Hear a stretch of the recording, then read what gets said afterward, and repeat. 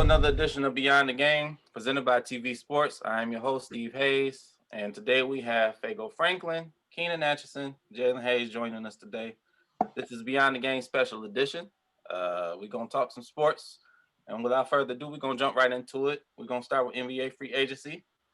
Keenan, let's start with you. Who do you like? Who do you not like? What are you feeling with this NBA free agency so far?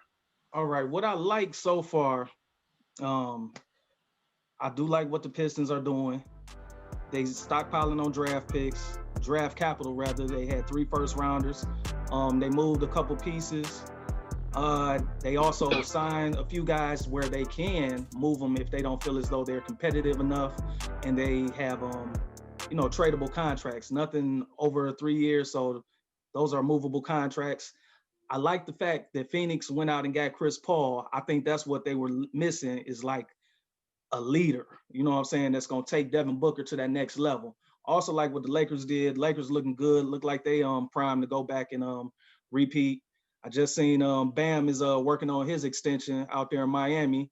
Miami got a lot of good pieces still. They may have lost a couple of guys, but Miami should still be in the mix. Milwaukee is still going to be around. So it's a lot of good things going on out there. I haven't seen anything too negative. I just wouldn't have gave the only thing is I wouldn't have gave Gordon Hayward that big contract down there in Charlotte. That's the only real issue. I'm not feeling that deal.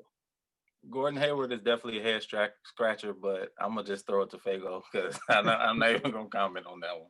Fago, you up. I agree with basically everything he just stated. I mean, I love what the Lakers was doing. I mean, getting Dennis Schroeder, Montrezl Harrell, Wesley Matthews, Marc Gasol. That's a playoff contender, and they could possibly make it back to the finals. I love that. The Rockets, I mean, they surprised me with getting DeMarcus Cousins. We don't know what we're going to see with, Boogie, because he has been injured the last 2-3 years, so that's going to be pretty promising to see. I want to see if the Rockets going to actually make some trades. Russell wants out as well as James Harden, but there's still no word. They're just trying to keep them right now. The 76ers is somebody that I definitely enjoy watching. They went all in. I mean, getting Steph Curry, Dwight Howard, and Danny Green to help out Ben Simmons and Joel Embiid. That's a playoff contender. They could actually make it to conference rounds.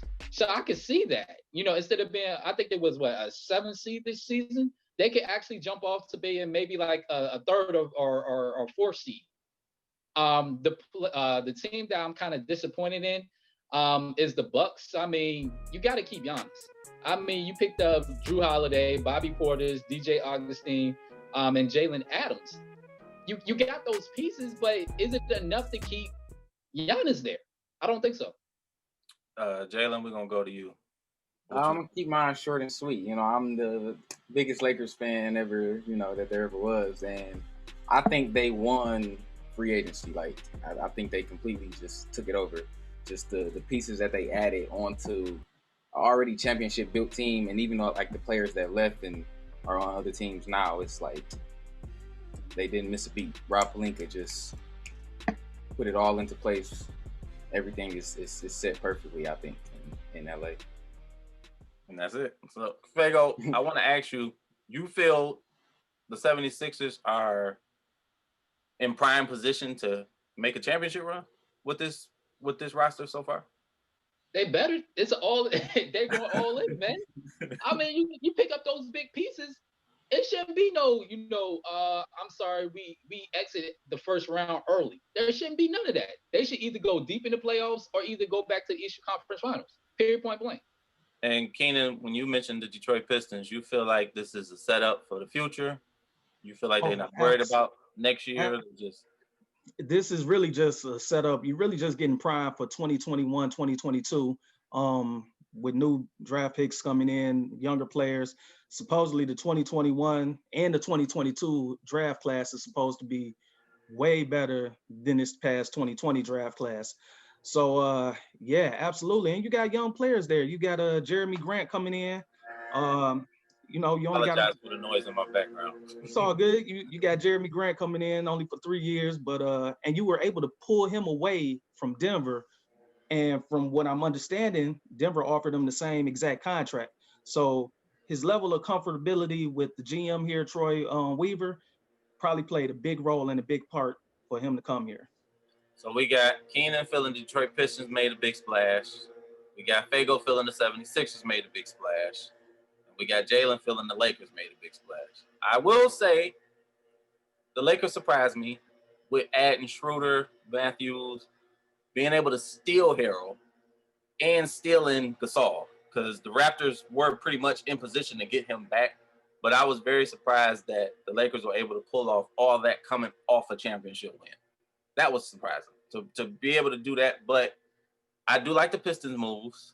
Fago, as you and I discussed, I like the 76ers. I just think they're going to have to get like a point guard or something. Mm-hmm. I think they're going to have to get a point guard. Other than that, I mean, I know what Ben does, but I feel like Ben, if you take the ball out of his hands, he could be a little bit more useful sometimes. Mm-hmm. I mean, if you constantly got the ball in his hands, that's taken away from what he could do on the defensive end as well. So I think it'll be interesting. Before we move on, what are your guys' thoughts on the Warriors? Fago, since you right here, I'm going to start with you.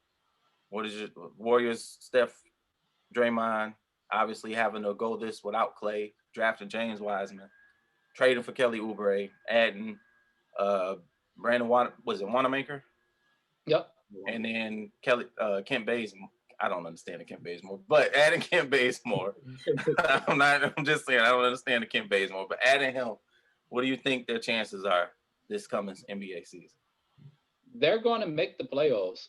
I don't know how deep they're going to make, because with Kelly Oubre, he's more so of a slasher. And with Klay Thompson, you need a he's a streaky shooter. And with Kelly, at times he can be inconsistent. Sometimes he overthinks and he turns the ball over at, way too much at times. And he's very young. With Klay, he already knows the system. And also you never know what you're going to get with a player coming to a new system. So I would say, just on paper, they might, make it to the first round. It might be a second round exit though. And to your point, Kelly Oubre is a slasher because they got Wiggins. I forgot to add him in there. Yeah. I think last time he was hurt for the bubble, but the last time he was on the court, he was averaging like 21, I want to say, a game. So yeah, he definitely could score, but like you said, it ain't Clay. Keenan, what's your thoughts? I think they might miss the playoffs. Wow. Klay Thompson is that important. He is the best two-way player in the whole entire NBA. Nobody plays both ways like Klay does.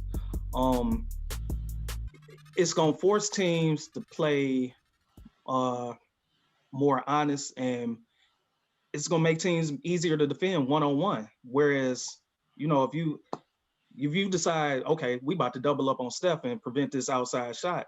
All right, Klay over there in the corner. Let me just throw it right to Klay. You don't have that option anymore. So the Warriors better hope that Jordan Poole figures something out and, becomes consistent. Same thing with Andrew Wiggins.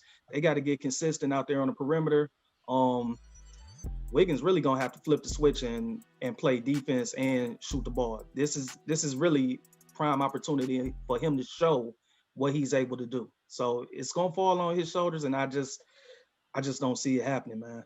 Just don't see it happening. Jalen, your thoughts?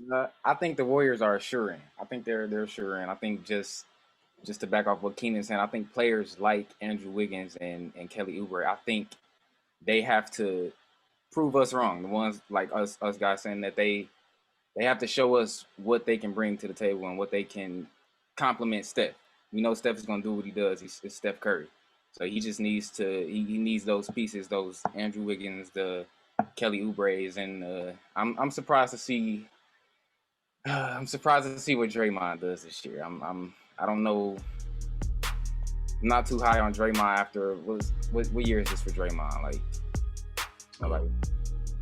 12th year? Is it his 12th year? No, not quite 12. Probably about 7 or 8. About 7. I think it's just something like his consistency, what he brings to the table this year, and how he keeps bringing it. I feel like um, I'm gonna roll with Jay and Fago on this one. Keenan, that's shocking that you feel they're gonna miss the Hey, playoffs. I'm a Warriors fan, but I just feel like he's that important, man. Definitely You an don't miss important that. player. I agree he's that important. I just feel like with Steph out there, as long as Steph is healthy, that can get them to the playoffs. Yeah. Mm-hmm. Steph leading the charge, I feel like he could get them to the playoffs. Jay, to your point, Draymond Green. Once again, I feel like as long as Steph is healthy, he's good. Yeah, and that's all. I think that's really what it is. It's just if Steph is healthy and the rest of the players complement him perfectly in a good way, they're sure in to me. I agree. We're gonna stop it right there with the NBA. Let's make this transition over to the NFL because the NFL is giving me a heart attack. Every day I watch them, I'm stressed. Everybody on this panel know I'm a Packer fan, so it's been rough for me. But let's start off with. I just want to jump right into the Tampa Bay Buccaneers. Fago, no, yeah, Fago, we're gonna start with you. Who Okay. are the Tampa Bay Buccaneers? Their offensive team on the defensive end, we don't know. They can score points. They remind me of the Chiefs, to be honest.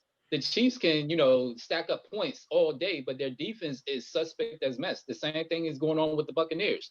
Their defense is lackadaisical. It's hard to get a pass rush on some of the opposing quarterbacks, and that is their problem.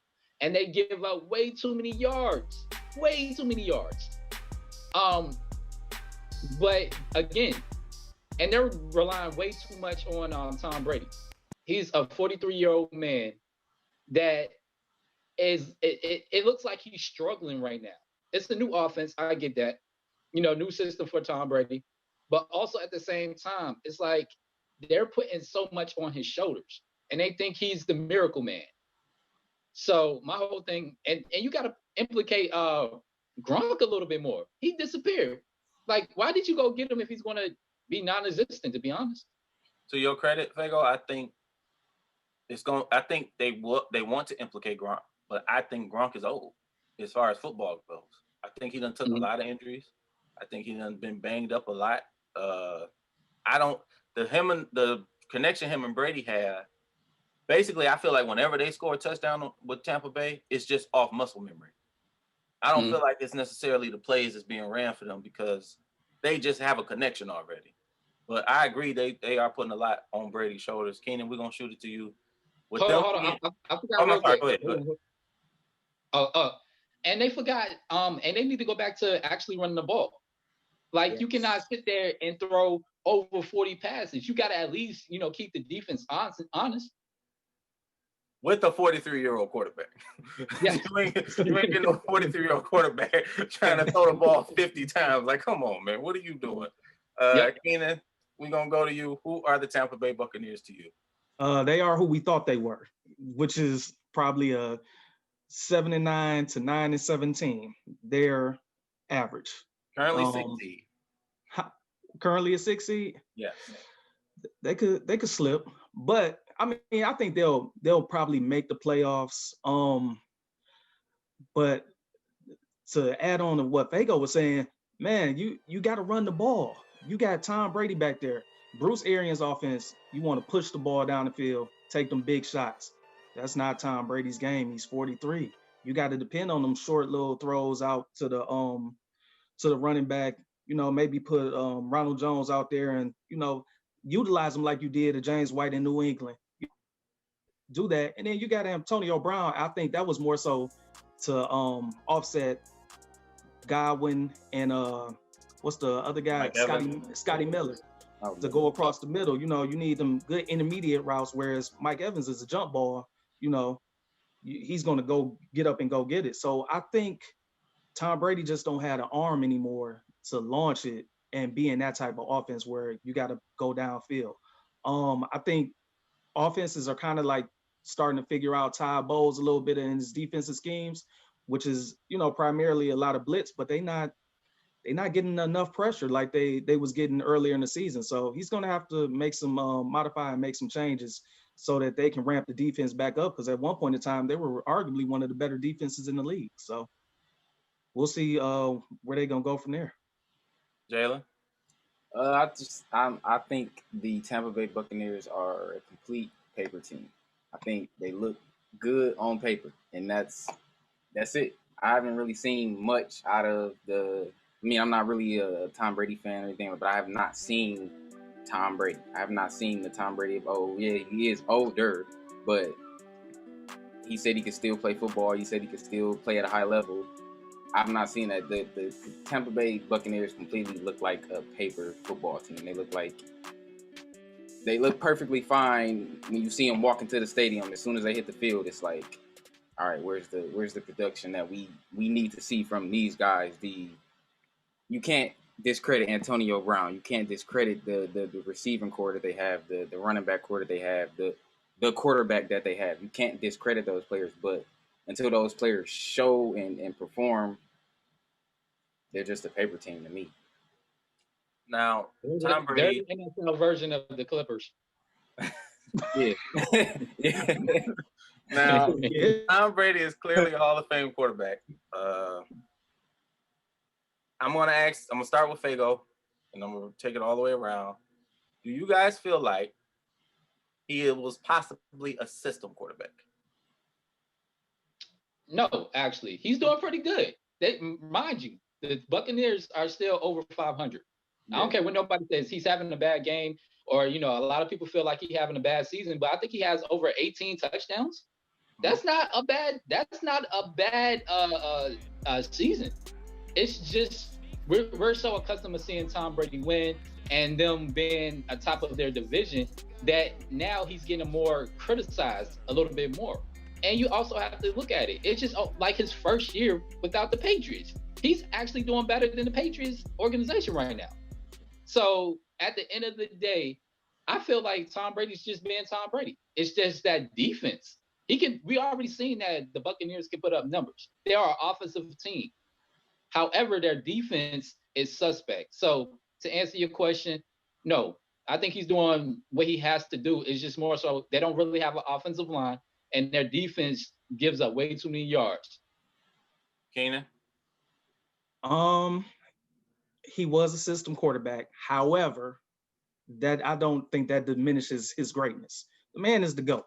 Let's just, put it on out there. The man is the GOAT. I mean, he's not the GOAT in my eyes, but what they say, men lie, women lie, numbers don't lie. Them championships don't lie right there. So no, he's still, considered, the greatest, but I don't think the system worked well for him in New England, and he mastered the system. You can put anybody in the system, but they have to be able to master that system. And he mastered that system, just like he's no different than Joe Montana and Steve Young mastering the West Coast offense. So no, he mastered his situation. He mastered that offense. It's okay. It's okay to master the system, but it still doesn't take away from the man's greatness. Them 6 rings say it all. Jalen? I'm gonna completely take the words out of Keenan's mouth. I think he has to not per se learn his system, but he has to just master this Tampa Bay Buccaneers system. I think if he does that, then he'll be the Tom Brady of old. He'll be the GOAT. But I don't, not a system quarterback. He just has to master this new system. Has to master this new offense. He's not with Belichick anymore. He's new scenery. And Fago, to add, he's 25. He got 25 touchdowns on the season. And I was going to add too. Plus, we have to take in consideration of the shortened season. They didn't really have that chemistry at all, and we're still dealing with COVID. So they don't really have no chemistry. So a lot of people should just kind of calm down. If we actually had an entire full season with training camp, then we could sit here and talk and criticize Tom Brady for not being Tom Brady. But we can't do that. It's just a unique year. I agree. Sticking with football, it's to me, like to Fago's point, it is a shortened season. Seeing a lot of ups and downs, seeing players get hurt, and obviously it's a lot of bad injuries to some key names. With the way this season is going, do you guys see, Fago, we're going to start with you. Do you guys see a clear-cut favorite for the Super Bowl? Because you got the AFC South battling right now between the Colts and the Titans. Then you got the AFC North. You don't know who you're gonna get day to day with Baltimore, Cleveland, and all of them guys. Then you got on the NFC side, you got the NFC West, Seattle and the Rams. They up and down. So, is there a clear cut favorite in your eyes, Fago? There are three teams on the AFC. On the NFC, nobody is a favorite on the NFC at all. It's up for grabs on the NFC. I mean, with Patrick Mahomes out there, that it's hard to stop that offense. Like the Raiders, did exactly what they wanted to do and still lost that game on Sunday. Like Derek Carr played a flawless game and still lost. And you see they went down the field with only what, a matter of seconds, and just scored. It's so hard to kind of stop them. On the AFC, they're the favorite. You can count it. You can even throw in the Steelers. The Steelers have a top 5 defense, but I just don't believe in Big Ben. I feel like they're going to trip up somehow with Lamar Jackson and the Baltimore Ravens. Mark Ingram is out with the COVID situation. Their other running back is out with their COVID situation. So they're going to probably lose a couple of games. And they're inconsistent. I don't know what it is right now, but they're inconsistent. On the NFC side, you never know what you're going to get with the Saints. And Drew Brees is going to be, he's either out for the season or either he's going to come back probably like week 14, week 15. Taysom Hill, he did all right, but that was against a banged up, Atlanta Falcons team. So we're going to actually see how they do. And they still have Jameson Winston, which, adds another dynamic to their quarterback situation. Russell Wilson, inconsistent. At one point in time, early in the season, we had him, being the favorite to get this MVP title this year. Not now. And then, DK Metcalf, he's a phenomenal force, but Jalen Ramsey shut him down. So there is no clear-cut team in the NFC. The AFC, you got the Chiefs and you got the Steelers. Jalen, we're going to go to you. Is there a clear-cut team in your eyes on either side? The clear-cut team for me is the Pittsburgh Steelers. I think the Pittsburgh Steelers are completely having fun playing football right now. With the circumstances and everything that's going on, I think the Pittsburgh Steelers are just they come to work every day with the mindset of I'm having fun. I love to be here. This is what I want to do. I think every player is just locked in and just. But to piggyback Fago, I think Big Ben has to, like I said, with Tom Brady and like any other player, he has to continuously show what he can do. But I think the Pittsburgh Steelers are just riding hot right now, and I think they're gonna continue this little run that they're on. Keenan. The AFC. I want to say Pittsburgh, but I can't. I'm gonna say the Chiefs.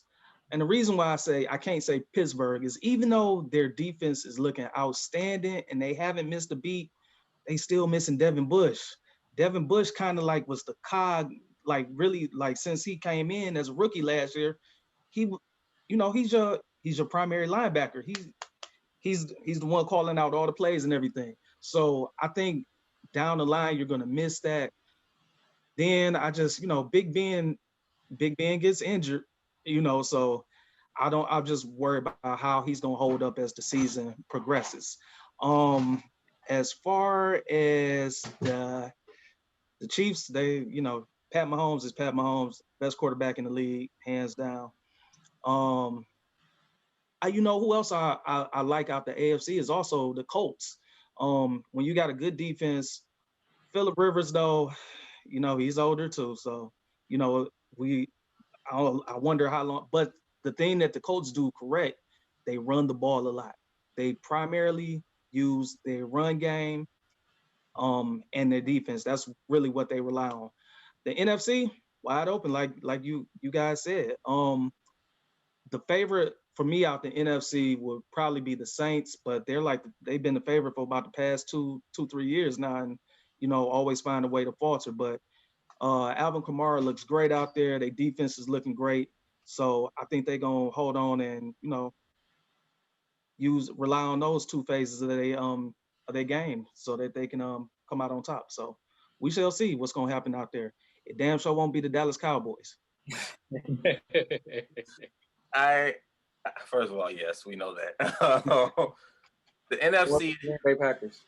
uh, we're not gonna do that. We're not gonna do that. We will not do that. The NFC is a toss up. Because Minnesota went on a streak for a minute, but then they just lost to the Cowboys. So it's just like, okay, what are we doing here? Packers don't know why they didn't draft a receiver. Won't even, trade for a receiver or draft a receiver, actually. So I won't even stress myself out about that. The Saints, not sold on the Saints at all. Even if Drew Brees was healthy, I wouldn't be sold on the Saints. Tampa Bay, I feel like Tampa Bay, as long as they don't have to play a defense, they'd be good. If they get a hold of somebody that has to play defense, I think they struggle. Like I'm with Fago on the Russell Wilson. He was the clear-cut favorite when everybody was jumping the gun in the beginning for the MVP. He was running away with it. Then he went on a string of like 7 interceptions in 4 games, and it was just like, dude, what are we doing? He's so inconsistent. Not sold on Jared Goff. Fago, you my guy, so I won't even bring up the we know there's going to be like we're in the trash can right now, man. We're in the trash can. Yeah. That whole division. Like, I honestly feel like if Alex Smith actually makes the playoffs, he gets MVP in my books. Comeback player of the year. Comeback player of the year for sure. He'll get comeback player of the year for sure. And I think it's going to be a 6-10 team. Represent the NFC East because they're going to have to put an NFC East team in there, and that might be the Washington football team, or either the Giants. Daniel Jones and them, they're really streaky. They're 3-8, I believe. Yeah, it's a 3-way tie for second place. Yeah, that's bad. That's very bad. On the AFC, on the AFC side, I want to say the Chiefs, but just like Tampa Bay, I feel like the Chiefs will struggle if they come across a good defense. I do feel like the Steelers have a good defense. I just feel like their defense is up and down. It ain't the Steelers' defensive ball. The Ravens, I don't know who you're going to get from game to game. They rely too much on Lamar Jackson, and they don't know if they want him to run or be a pocket passer. Colts, not sold on the Colts. Colts have a very good defense, though. But not sold on them on the offensive end. Not even on the Phillip Rivers side. It's their offensive line and the penalties that they get called on. But they had the best offensive line in the game, though. Not on the penalty side. They got one of the worst offensive lines. They got one of the worst offensive lines. I think they have a very good defense, though. So for me, if I just had to pick, I would say Chiefs and Packers. But anyway, we're gonna move on. Seriously though, I think the Chiefs. I can't pick an NFC team. I do think the Chiefs will make it. I just can't pick an NFC team. I don't. That's gonna be a close your eyes and pick. I don't know who you're gonna get. Leaving it there with the NFL, man. We got a very big fight this weekend. Believe it or not, 2 legends come together. Tyson and Roy Jones. Mike Tyson, Roy Jones will face off Saturday, November 28th, Triller pay-per-view. Fago, what are your thoughts on this fight? I actually seen the restrictions on it. It's not even a fight. It's like a pillow fight. Like, what kind of nonsense is this? Like, you can't knock nobody out and somebody get a cut. It's done. Like, what kind of nonsense is this? And I understand it's for a charity, but come on now. You got a lot of people eyes. I haven't seen I'm a huge Roy Jones Jr. fan. And I want to see how he's going to approach fighting Mike Tyson. And Mike Tyson looks good to be 50 plus. For sure. But I want to actually see if he can actually go, 10 rounds or so. But you got 2 rounds? I mean, too many rounds? It's an 8-round fight. 8 rounds. Yeah, come on. Like, so you mean to tell me people are actually paying for this? Nah, I'd rather just stream it. Call it a day. Keenan, we're gonna go to you. I am mildly intrigued. The reason being, Mike Tyson was that guy for me growing up. Like I always say, I'm a child of the 80s. So Mike Tyson and my favorite fighter ever, Hector Macho Camacho. You know, those two guys meant the world to me. But you know, and I was thinking about it earlier. I'm like, I wonder if Mike Tyson is gonna be able to pull off one of them patented hook body and make Roy drop the elbow down before he catch him with the uppercut. And I got to thinking, like, wow, I wonder if Mike gonna try to do that again. And then for Roy Jones, I just want to see if he still got it himself. You know what I'm saying? Roy Jones is arguably one of the top 5 greatest light heavyweights ever, probably the most athletic boxer we've ever seen in the game. Definitely the best 168 pounder ever. So it's just interesting to see how these two legends are going to do. Roy Jones was probably the fighter of the 90s. Tyson was probably the fighter of the 80s. So, you know, it's just going to be interesting to see this dynamic and see how it plays out. Jalen? I think it'll definitely be interesting to see. I think both fighters honestly will come out and give it a fight. I honestly think both fighters will come out and actually not play around with it. But like Fago said, it's when you look at the restrictions and you look at the different rules and things that have in place, it's like, is this a boxing match or are we, is it a sparring match? So I think I think the technicalities of it will make this fight boring, but I think the fighters, I think they'll make it. I think they'll probably try to give us a show. I want to see Nate. I want to see Nate Robinson knock somebody out. I want to see that too. That's what I was about to go to. I was about to go to that Nate Robinson, Logan Paul, man. And I hope Nate Robinson does knock out Logan Paul. I don't know why Logan Paul gets so much credibility on the boxing end, but I understand what he has. You know what I'm saying? He's been in there for a minute, but is that the most interesting fight on that card? I mean, you got real fighters on the card. You got Badu Jack going off of, I think it's Blake McCarron. So I think Nate Robinson and Logan Paul bring the hype. Obviously, Mike Tyson, Roy Jones bring the hype. But I think other than that, everybody's excited to see Nate Robinson and Logan Paul. I agree. Because I want to see how he's going to definitely fight and box. Because this dude he's very athletic, but still, he's a basketball player. Yeah, and then with Logan Paul, you bringing in, he's a YouTube star, so you're bringing in that social media aspect and bringing that in on top of you having two legends fight each other. So I think it's I think they're making a big event. It's a concert there before the fight, I guess, featuring Steve, one of your favorite rappers ever, Lil Wayne. So hey, it's a big event. Podcast on there, Jalen. Yeah, You excited to see Nate Robinson, Logan Paul? I am excited to see the Nate Robinson, Logan Paul fight strictly off of like how the social media and the generation, what you call a Z, how we take that fight. I'm surprised to see how we'll take the ending of the fight, whether it's Logan Paul or Nate Robinson, how this is gonna run up through social media, like the hits and clicks that this is gonna get out of it. That's what I'm surprised to see, waiting to see. And also, go ahead, Fago. Also, to kind of piggyback off, I forgot what someone had just stated, but everybody was talking about, this dude is a YouTube sensation. Hey, remember Kimbo Slice? He was YouTube best first too. The only difference is Kimbo Slice was actually knocking fools out. Yeah, right. You gotta put me. Let's not forget that this is not a one-off, supposedly, for Mike Tyson, because he started that Legends League. So this is supposed to be something that he does to get legends back in the game and, you know what I'm saying, get that going. However, Fago, I agree with the restrictions. You and Jalen said that makes it a boring fight. But tell Mike that. Let Mike get caught and let Mike that I think something's gonna slip and Mike's gonna forget all about that. So we all know Mike is built a little different. Mike is definitely built different. From one crazy fight to another big fight, let's take it over to December 5th. We got a very great fight. Errol Spence Jr. versus Danny Garcia for the WBC welterweight title. Keenan, I'm gonna start with you. What are your thoughts on this fight? Oh boy, this I'm anticipating an excellent fight.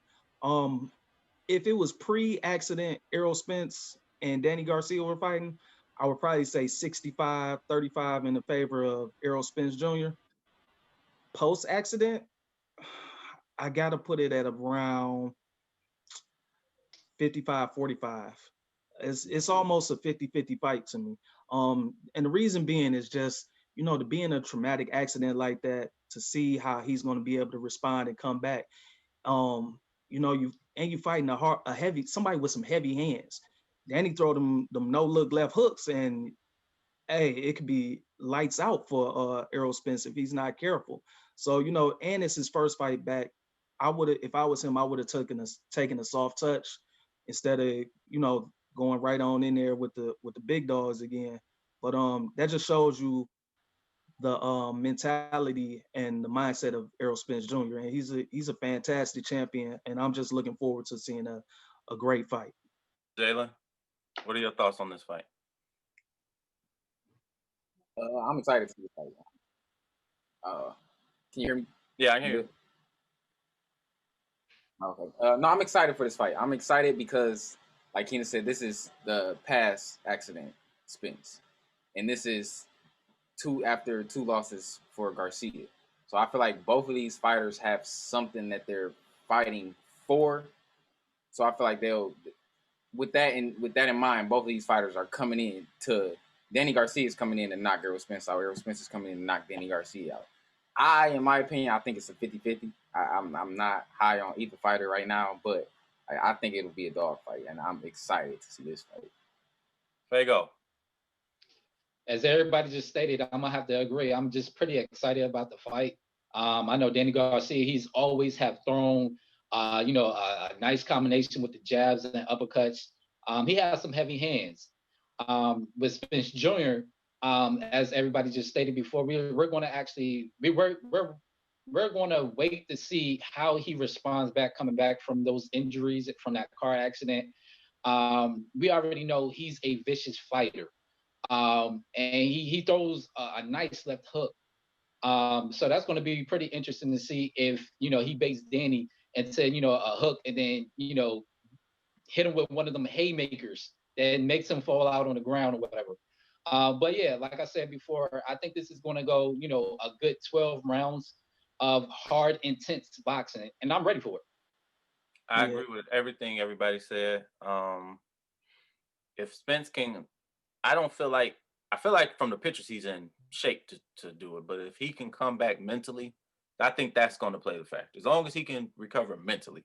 I'm not worried about his physical. I'm just worried about his mental. As long as his mental can be strong, I feel like, and I'm a huge Danny Garcia fan, but as long as his mental can be strong, I feel like he wins this fight.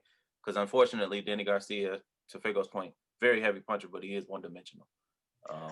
But one thing about Danny, and he's gonna have to change it up on this fight. He's gonna have to start a little bit faster. At the media session yesterday, his dad, Angel, his trainer, was even saying that, Danny don't get warmed up into the third round. And when you think back to some of his fights, his two losses, he got warmed up just a little too late, because he probably could have beat Keith Thurman had he started just a little bit earlier. Same thing when he fought Porter. If you just start a round or two earlier, and then I think also with this fight, I think he's going to try to press the action a little bit more than how he would normally and how he's normally accustomed to. I can see that, and I can agree with that. I think it's going to be a great fight. I think it's going to be worth the price. To Fago's point, not like the Tyson Jones, but I think this fight will be a good fight, and I also hope it sets up a fight. Hopefully, if Spence does come out victorious, for Spence and Crawford. So before we get out of here, man, first of all, I just want to thank you guys for hopping on here. I love this special edition. This is not the first time we're going to do this. We're going to do it again. We have 3 holiday NFL games. Lord. We have the Detroit Lions versus the Houston Texans. We have the Baltimore Ravens and the Pittsburgh Steelers as the nightcap. And then we have the Washington football team and the Dallas Cowboys. I'm not going to start with anybody. Anybody can go. Is anyone excited for these games on Thanksgiving Day? I'm excited for the Lions. Jalen, you excited for the Lions? Wow. Jalen, don't lie. Okay. because I'm still stuck on the narrative of the Lions. We still have we still have a chance, man. I feel like we still have a chance, and we come off Trey a Matthew we'll get a, Stafford. and then the week after that we'll probably get a loss, and then we'll come back and get a win. I just listen. I just like when the Lions win. If we win, I'm good. That's all I want is wins. Fago, real quick, do you have a hope in this? Because you're an Eagles fan. You got the Washington football team versus the Cowboys. Are you hoping this comes out as a draw so that kind of helps y'all out? Like, how does this working out for you? Honestly, I hope the Cowboys, and I hate saying this, I hope the Cowboys win to put us out of our misery, like last season, man. Like I can't see my birds just take a beating, man. Just start over, man. This is like this is a unique season, so I don't count this season. Next year I count it. But this season is weird and unique, and I'm getting tired of seeing Wentz thrown on the ground because we don't have no offensive line. I'm tired of him turning the ball over. Jalen Hurts needs to start, and for the rest of the season. That's my take. Tina. Wow, he sounds like a Detroit Lions fan. That's what we go through up here. I'm looking forward to seeing Baltimore and Pittsburgh. That's always a dogfight every time they play. It's never a dull matchup between the two of them. So I'm looking forward to that game. As far as the Lions go, I'm just ready for this new regime to be over with. Let's start all over again. We could have started all over again. We could have drafted Tua or Herbert, but I digress. And yeah, we just gonna end it there. And hopefully next year it'll be a new start for the Lions. Well, if anybody doesn't want to watch those first two games, and if you want to, I think the Steelers and the Ravens is going to be a great nightcap. I think that's going to be a good game. But we do have college basketball starting back up tomorrow, and then you got Gonzaga and Kansas playing on Thanksgiving Day. So I believe that's a 1:30 game. So that should be a good game for anybody who don't want to watch what's going to happen, beforehand. Before you exit, let me say something real quick. I want your perspectives on the Wilder and Tyson Fury match. Do you think that's going to happen again, or what? It should happen. Keenan, go ahead. I was going to say, Keenan, go ahead. It should happen. If he has something in place, legally, documentation saying that the fight should take place. Well, if Wilder's team, but from my understanding, they missed the deadline. So I don't know. It's just one big mix-up. Tyson Fury honestly should grant Wilder that rematch, since he did give Wilder did give Tyson Fury a chance after his hiatus. So I think he should give him an opportunity. Just be done with it. Get rid of him. Fight him again, and then move on to the Joshua fight. Fago, I feel like the fight should happen. However, I don't like the way Wilder is going about it. It makes you look bad. It makes you look like a sore loser. Regardless of if there was any ill play involved or whatever, talk about that behind the scenes. Don't bring that to the public to make your case as to why there should be a third fight. Throwing Mark Breland under the bus was trash. I didn't like it. Mark Breland is a great dude. I don't understand why Wilder did that, firing him. The man was just trying to save your life because you were bad. You were beaten and you were done. However, if the fight does not happen, I wouldn't be mad because it's been drawn out so much now. It's kind of like you getting sick of it before it actually happens. But something similar to the Manny Pacquiao and Mayweather fight, something. I wouldn't say that far because it was years.